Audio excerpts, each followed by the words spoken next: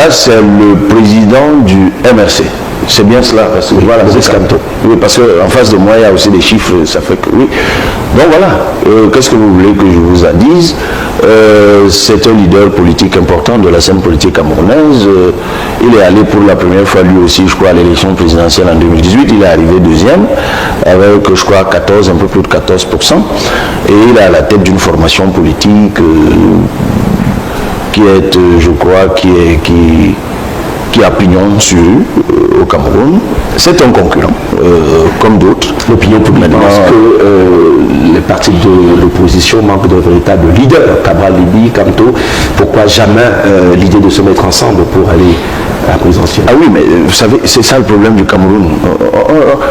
C'est pas qui disait encore que c'est une forme de folie que de faire la même chose, je crois que c'est Einstein, de faire la même chose et de s'attendre à un résultat différent.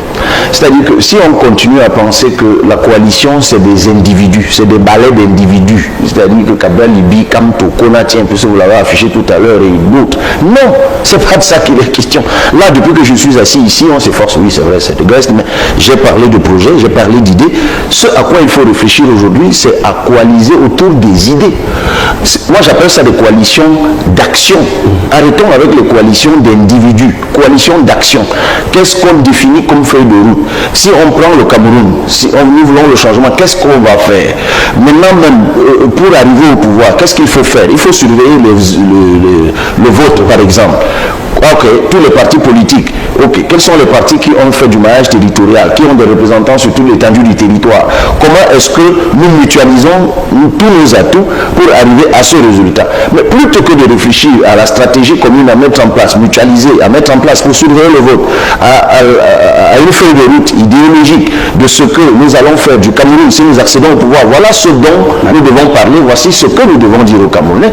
Plutôt que de faire ça, vous avez, et c'est le parti au pouvoir qui orchestre ça, contrairement à ce que vous pouvez penser, sous-entendre. Vous êtes vous-même sur programmation de se mettre derrière toujours le parti au pouvoir, alors que vous avouez que c'est difficile de coaliser sur les idées quand on veut changer la donne. C'est difficile, c'est ce que j'appelle aussi l'impuissance apprise.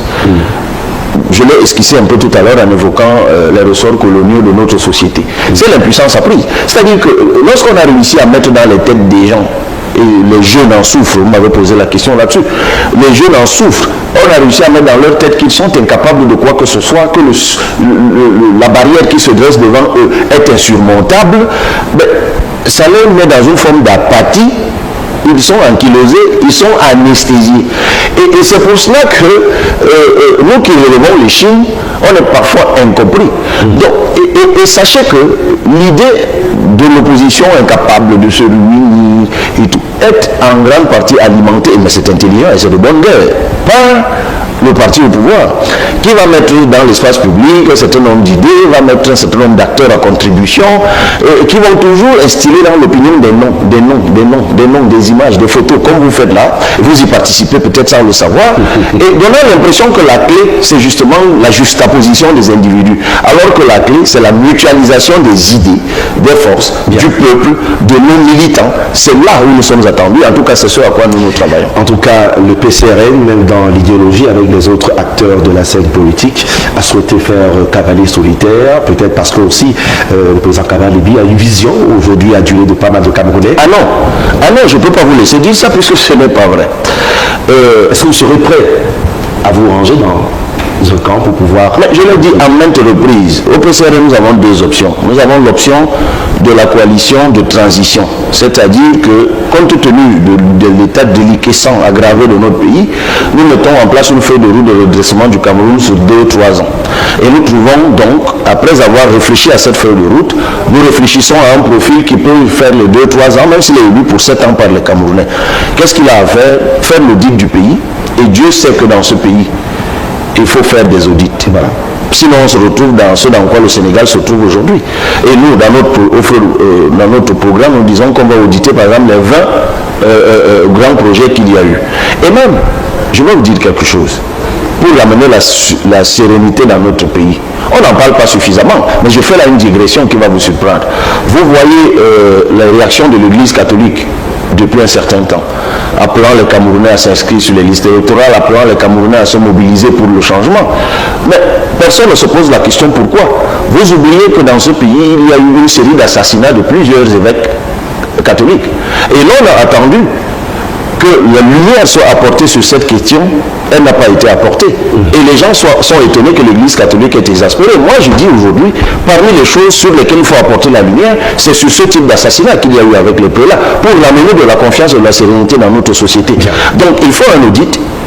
Il faut réécrire la Constitution, réécrire le code électoral et organiser des élections équitables. Ça tient sur 2 ou 3 ans. En dehors de ça, il nous restera une seule option, celle analogue à ce qu'on a vu au Sénégal autour de Diomaye président, une sorte de coalition autour d'une personne. Je rappelle qu'au Sénégal, il y avait 17 candidats, dont 3 anciens premiers ministres, dont le sortant d'ailleurs, 2 anciens maires de Dakar et de Kaolack, 3 députés, 3 professeurs d'université, un ancien directeur général de douane, et ainsi de suite. Mais ça n'a pas empêché que Diomaye Faye gagne au premier tour dans un pays de 2 tours, gagne au premier tour avec une coalition de 118 organisations de la société civile et des partis politiques. Donc nous sommes, nous aussi, engagés dans ce type de travail. Ne soyez pas étonnés qu'autour de la coalition Cabral président, que vous ayez des centaines d'organisations de la société civile et de partis politiques. Donc ne dites plus même vous l'avez, que nous sommes en cavalier solitaire. Non, nous avons toujours cru à la mutualisation, mais mutualisation autour des idées, autour d'une feuille de route, puis des individus. Merci. Comment tu peux aussi regarder une vidéo sans t'abonner? Abonne-toi! Surtout clique sur la cloche de notification. Ça, c'est la page de Buzz. Si tu veux être au courant des buzz et toutes les actualités au 237, abonne-toi et clique sur la cloche de notification. Partage aussi pour m'encourager. Surtout, si tu as quelque chose à dire, papa, lâche un commentaire.